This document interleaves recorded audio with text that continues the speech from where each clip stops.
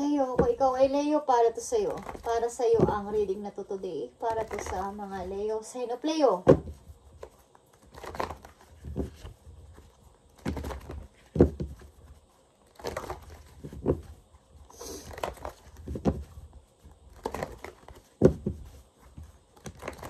Ibigay mo ang tamang mensahe para sa mga Leo na nandito sa reading. Ibigay mo ang tamang mensahe.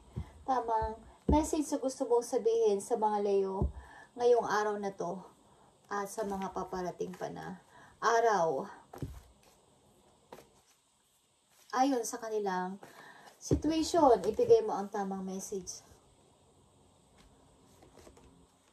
Okay. Passion ignited, Leo.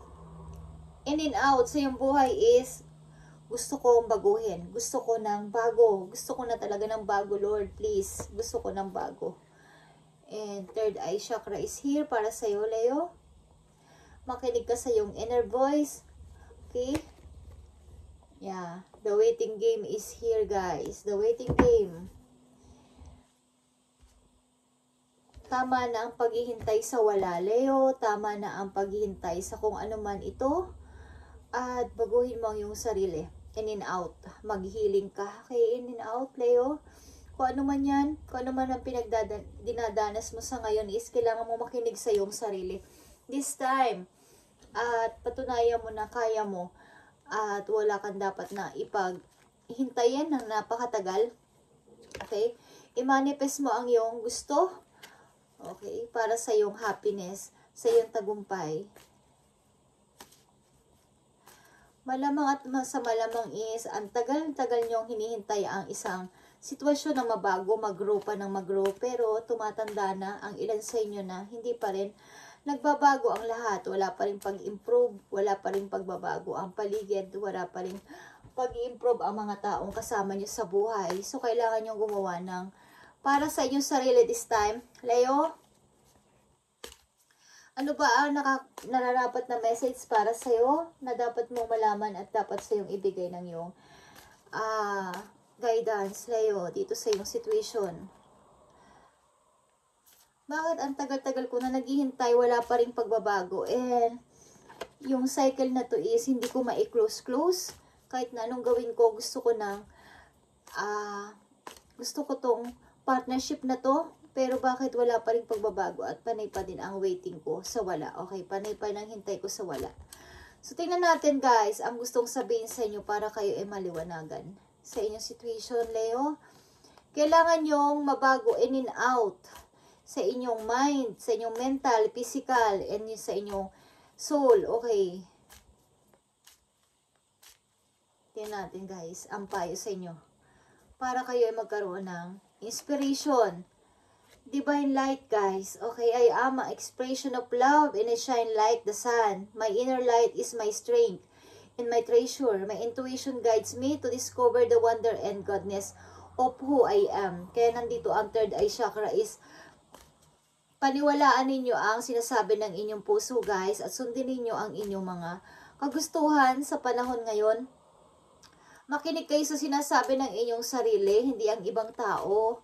Leo, kailangan is kayo manguna sa inyong sarili. Simula sa araw na ito, guys, divine light. Because kayo ay Leo, kayo ay sun, kayo ay light, okay? Kayo yung nagpapasaya sa lahat. Kayo yung nagsisinag o nagbibigay ng sikat o ng liwanag sa lahat. Ang sun ang nagbibigay ng araw, ng init, okay? So, kailangan is magkaroon kayo ng energy, more energy at lakas. Okay, para kayo ay yung mga taong involved sa buhay ninyo na mahal ninyo is, kumbaga is ma-adapt ang inyong energy. Guys, hindi yung kayo ay nangihina. So, katulad ng Ace of Wands na nandito is passion ignited is palakasin ninyo ang inyong sarili in and out. Guys, ang inyong mental, ang inyong physical. Okay. Tingnan pa natin ang message for you. Dito, na gustong sabihin sa inyo ng iyong guidance. Open to the universe, guys. Leo, I am discovering my worth and my abilities. I have confidence in my value and my potential. I reclaim my inner power. I accept and love myself completely. Thus, I am open to divine light of the universe. Okay. I-open nyo ang sarili nyo at makipag-connect kayo sa universe. Okay, guys?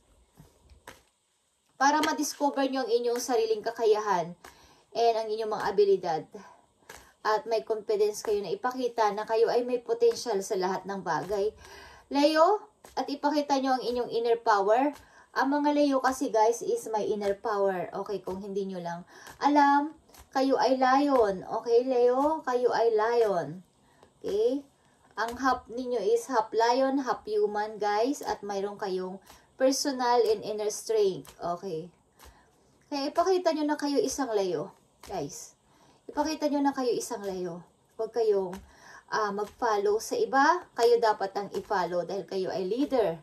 Kayo ay pinanganak na leader. Leo. Isa pang message for you.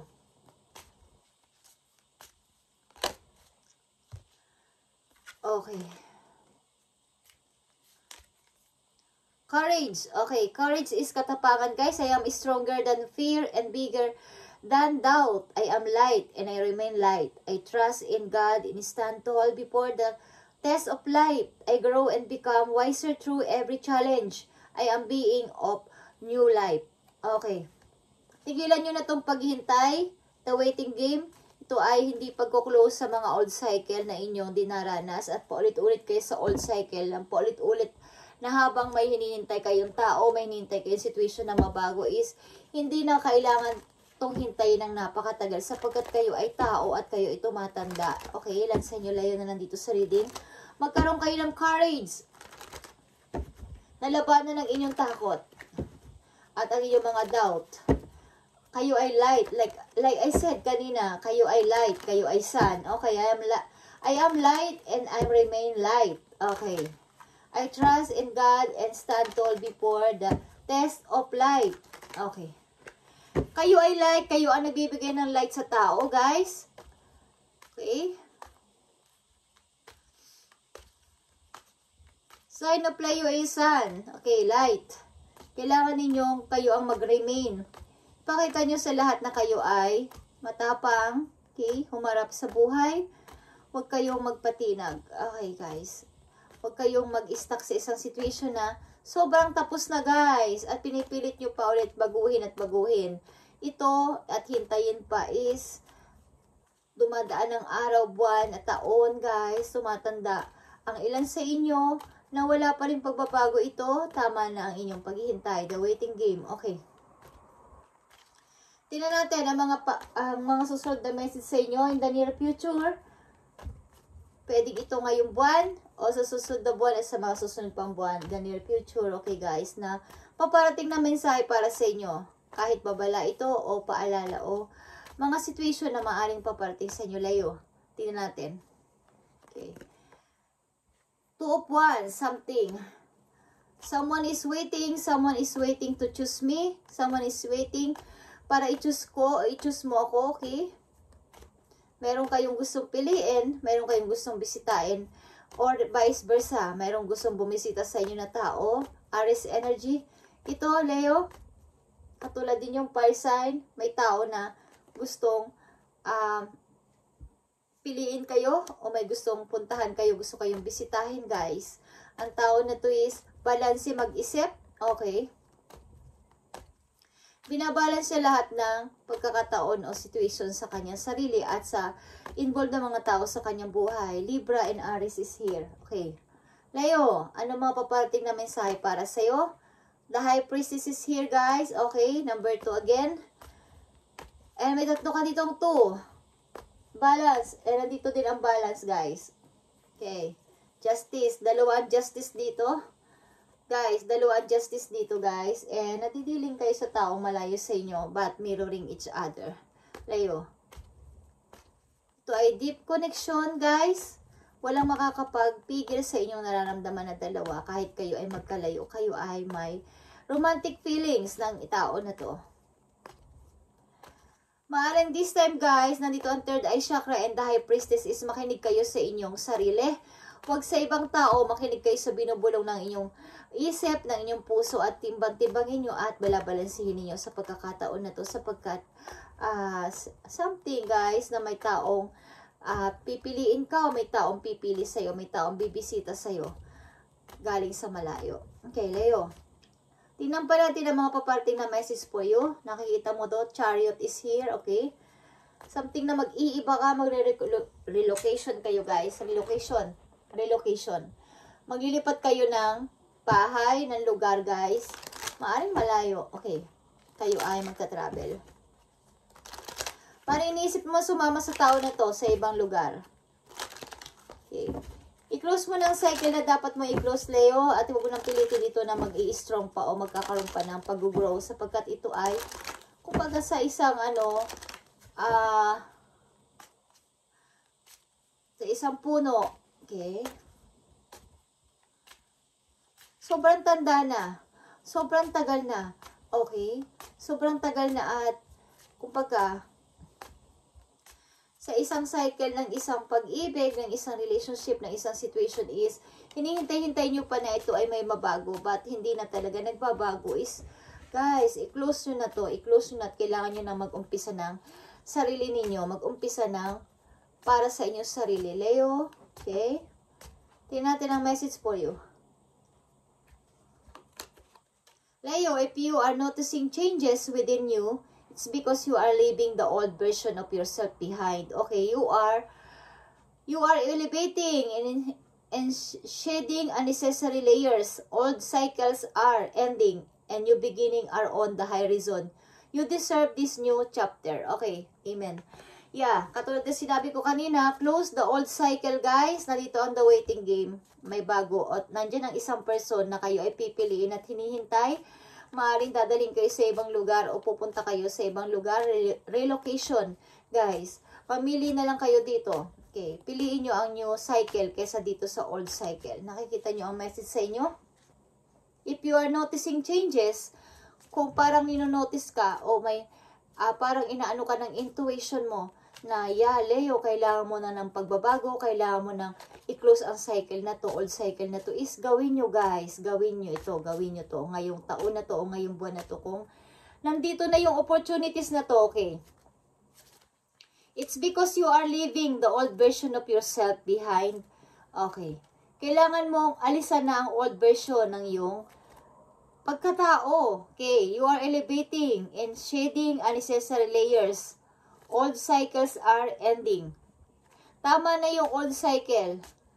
Palayaan nyo ng sarili nyo, Leo, sa nakaraan at magpatuloy na sa pagbabago o sa bagong chapter ng inyong buhay. Sa bagong tao, bagong chapter, okay. Resilience is one of the strongest qualities you have. It has gotten you through so many trials and tribulation in the past, and it will continue to do so. Lean on that inner tower of strength anytime that you need. You've got this. Okay. Sometimes, paminsan-minsan guys, kayo ay maging silent. Mag-isip-isip, pag-aralan, buklat-bulatin at isip-isipin ang nakaraan. At matuto sa kung ano man ang kamalian nyo sa nakaraan. At sa new chapter, sa new page ng inyong book, ng inyong isusulat na diary, is bago na. New page na guys. New page. Okay.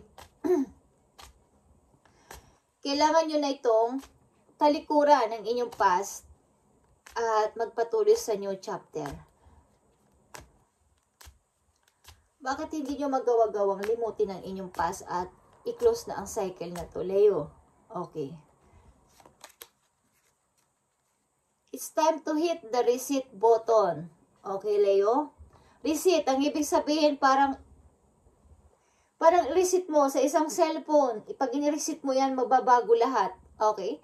Mabubura lahat yung mga old pictures, old data. Mabubura yun. Okay? Clear out the old so that room is available for the new to enter. Okay? Kapag cleanin mo ang iyong cellphone, okay, pag nilinis mo ang iyong cellphone, di ba, magiging okay ang data, malilinis, and magkakaroon ng bagong picture, mga bagong data, pwede nyo ulit malagyan ng bagong pictures, mga bago ninyong moment, memories, okay? So, ganun yun, guys. Okay? Kahit sa room, kahit sa inyong kwarto, kapag naglinis kayo, kapag tinapon nyo yung mga old, yung mga basura, yung mga noon-noon pa, tinago nyo, tinapon nyo is, para pumasok ang bagong gamit. May maipasok kayo na bagong, para makakapag-decorate kayo ng mga bago, okay? Trust that better things are coming fast. Prepare to move to the next phase of your life. Leo, this is your rebirth, okay? Welcome this beautiful brand new energy. You've got this. Bagong tao, bagong energy ang paparating sa'yo, Leo. Makinig ka kung gusto mo lang. Bagong energy o bagong tao. So, ito ay tuloy-tuloy. Okay? Huwag mo na itong palagpasin. Tanggalin mo na ang old. Linisin mo, i-reset mo ang iyong buhay. Okay? Kailangan mo ng rebirth. Mukhang bagong energy is papalapit o papaparamdam sa inyong buhay, Leo. Sa mga panahon na to. Bagong tao, bagong energy is darating. So, pag nangyari yon, linisin ninyo ang inyong utak, clear your mind, at may bagong darating na tao makakapasok sa inyong puso. Kapag clear na o wala nang hadlang dyan o wala nang laman ang inyong heart na ibang tao, may bagong energy na papasok, guys. Okay? Tingnan natin. Bakit ba hindi kayo makapag-move sa nakaraan? Sa ilang Leo na nandito. Bakit hindi nyo ma-erase ang nakaraan at hinihintay nyo pa rin kung mag-grow ito? Tingnan natin, guys. Knight of Swords is here. The Hermit. The Devil. Okay. So, ganito yan, guys. Maaaring kayo ay sangkot sa isang toxic relationship na hindi kayo makawala. Hindi kayo makawala sa relasyon na to. Gustuhin nyo man na makawala kayo dito.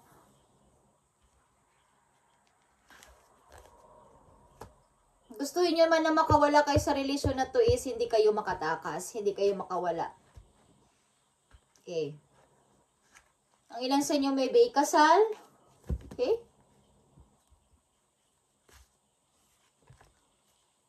Ang ilan sa inyo is nasa isang relasyon na hindi kayo makawala. So, tanungin nyo ang sarili nyo, guys, kung dapat ba ako mag-stay dito hanggang sa ako'y maging kami na lang hanggang sa tumanda kami. Okay. So, ano dapat yung gawin para kung hindi kayo makawala sa ganyang relation?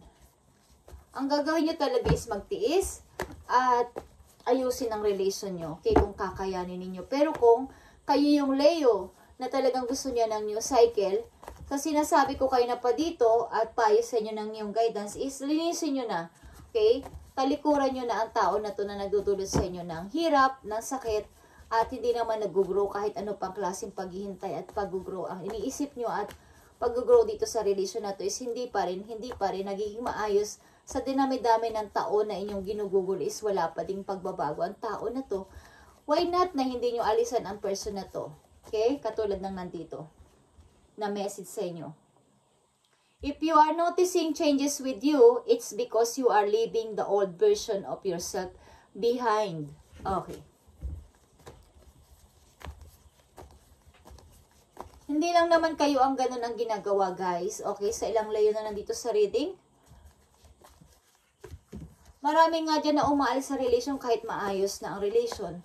Because may sarili silang kagustuhan. Why not na kayo na hindi na maayos ang relation at kayo kinokontrol at hindi na kayo masaya sa inyong relation?